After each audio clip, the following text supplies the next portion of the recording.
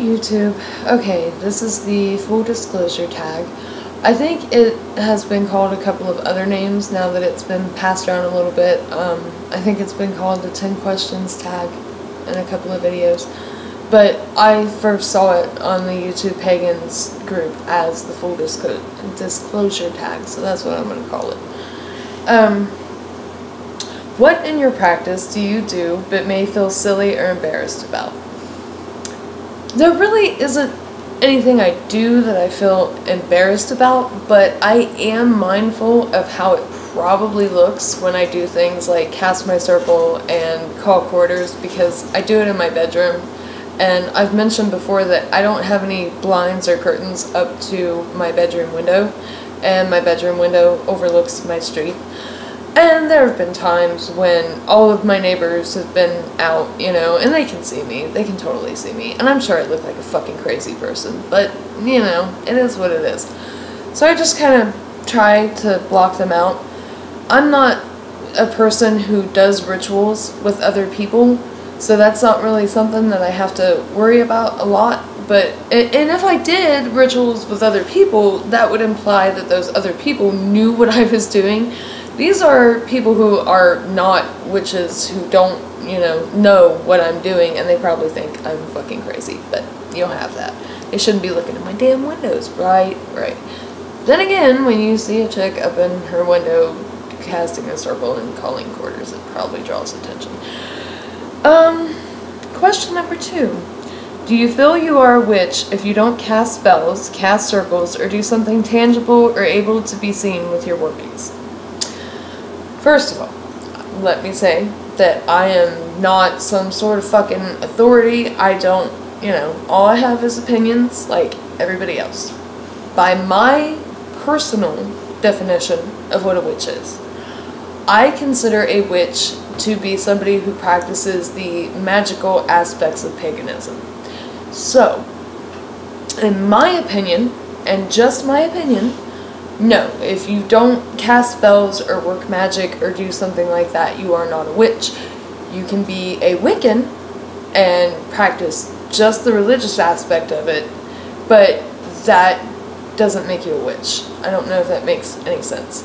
But again, I'm not, you know, casting judgment on anybody who may not cast spells and still calls themselves a witch. If that's what you call yourself, that's what you call yourself. I'm just saying, based on my personal definition of what a witch is, no. Can you be a witch in feeling, thought, and education and not do spell work? Well, that goes back to what I was saying. You can be a Wiccan and you can focus solely on the education process of it and the religious process of it without casting spells.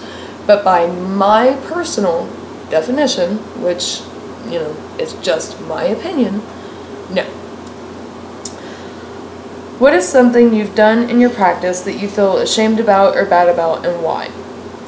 I've really walked a really tight rope, and I've mentioned this before when it came to shit that I did and shit I would not do. Most of the things I feel bad about pertain to things that I didn't learn as in-depth as I should.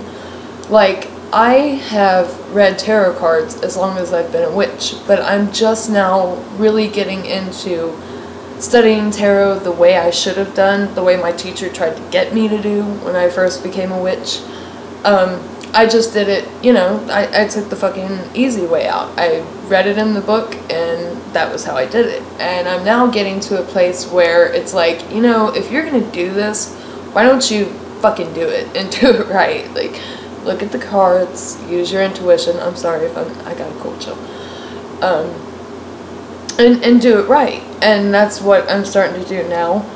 I also have always kind of felt bad about the fact that I didn't feel like I don't know, delved as deeply into the basic stuff, or I delved into it, but I should have revisited it a long time ago and kind of refreshed on it, which I have done the past year through Annie's Year in a Day program, Mirth and Reverence. If you don't know anything about that, you should check that out.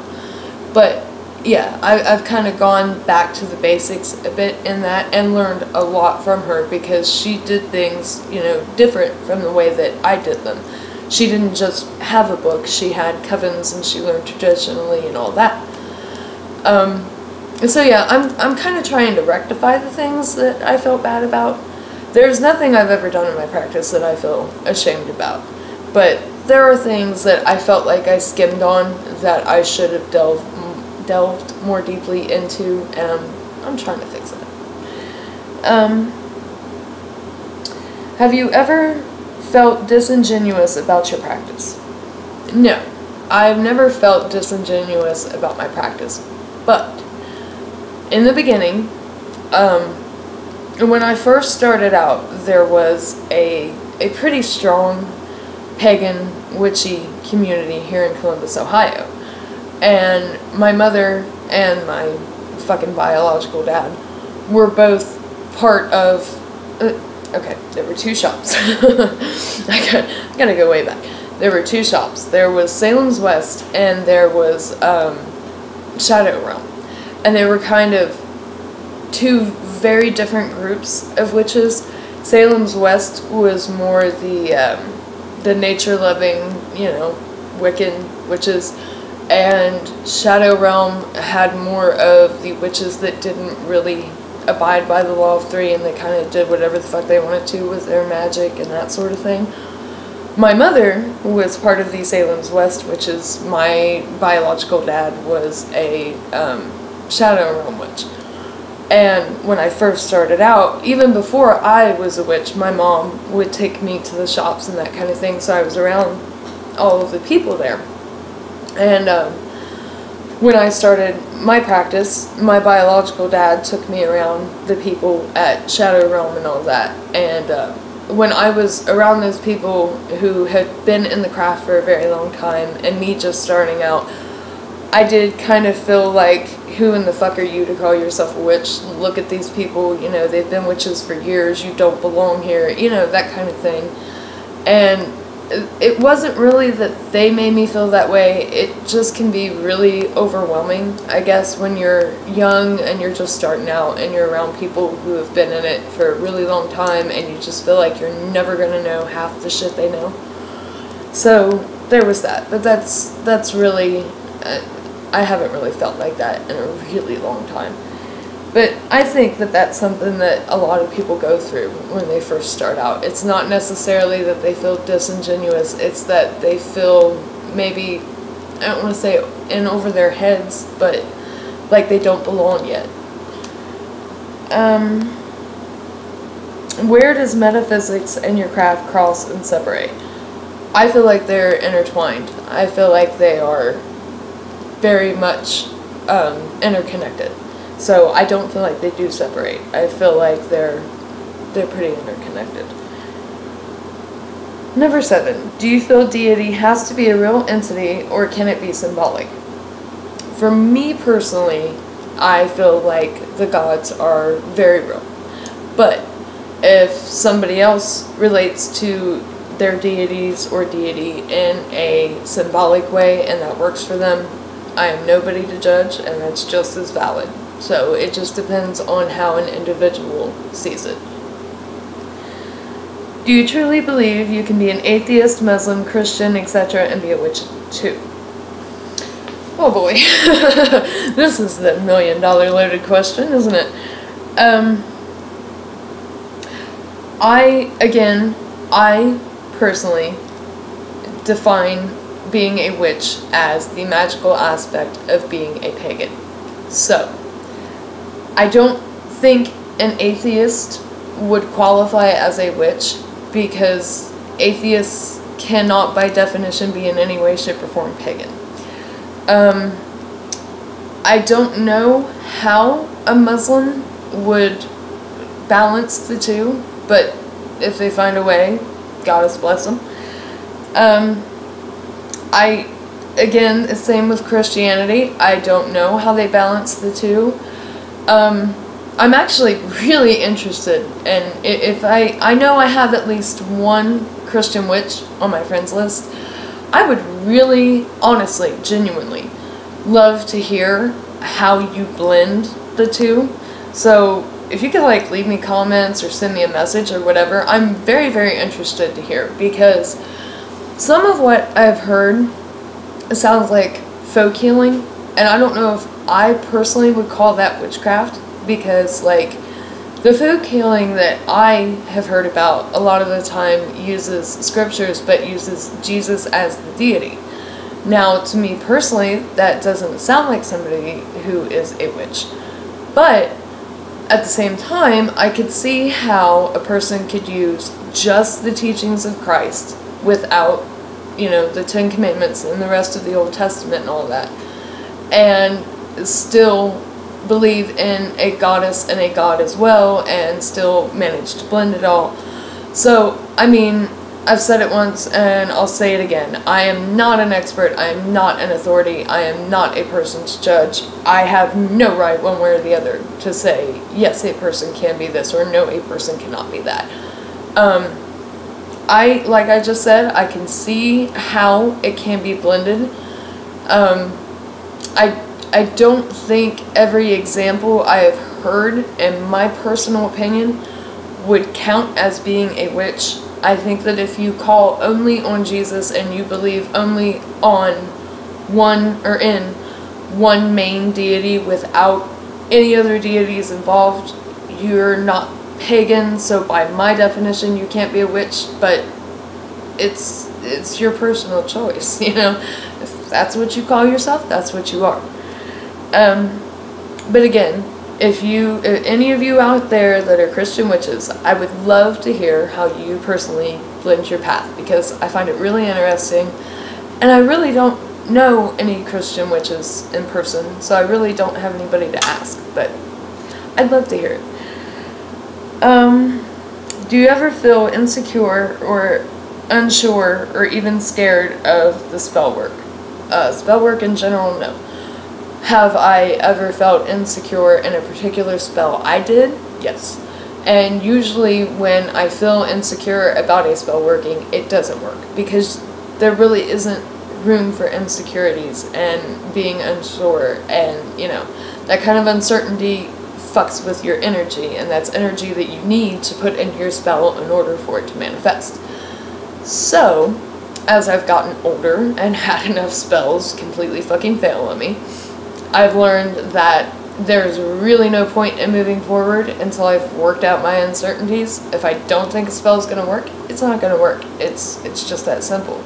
So now I just don't do the spell until I'm 100% sure I can make it work. Do you ever put yourself to, or hold yourself to a standard in your craft that you feel you may never obtain? Not really. When it comes to the craft, I hold certain standards, of course, we all do. Like I don't know. I always want to be the best witch I am capable of being, and I guess if I were going to go in the specifics of that, I can redefine it, you know, every year, depending on how I've grown and how I need to grow, and, you know, all that sort of thing. But, generally speaking, I want to treat people the way I want to be treated. I want to work magic that's for the greater good, even if it's, for me specifically, it's to achieve a greater good. Because if I'm good in my life, I'm going to be able to help more toward other people. Yeah, I just try to be the best person I can be overall, and that's the standard I hold myself to in everyday life and in my craft. I want to, how do I put this? I want to, not channel per se, fuck, I'm blanking out, give me a second. I want to sort of work toward and represent the energies of my matrons and my patron, because I feel like that's my duty. They're, you know, they're my deities. So, you know, I try to uphold a standard of justice. I try to be fair. I try to acknowledge my ability to write. Thank you, Hermes. I try to work with their energy in my craft and in my life, and I try to honor that energy. That was the word I was fucking looking for. And I just try to be the best I can be on an ethical level. But like I said, it's pretty much the same standard I hold myself to in life. I don't need to be a, super witch. Of course, I always need to grow. When you stop growing, you die. Like, you have to grow. And I like growing. I like learning new things. I like trying new things. I like incorporating new things. I don't want to get stuck, because I did that for a long time. I was very, I don't want to say dogmatic, but I didn't want to change much. I wanted everything to be the same, and then it was like, yeah, well, you need to reevaluate why you're even doing this then. So, I always want to grow. I want to be the best I can be. I want to be kind in my workings, just like I want to be kind in everyday life. And yeah, I just want to make my gods all proud of me and shit. Now, whether or not I succeed, yeah. So, those were my answers to the full disclosure or 10 questions tag. And I will, of course, put the questions in the description bar. And whoever hasn't done it yet, which I think a lot of people have, but whoever hasn't done it yet that wants to do it, have at it, boys and girls. I hope you all have a beautiful week, and I hope you all remember to smile.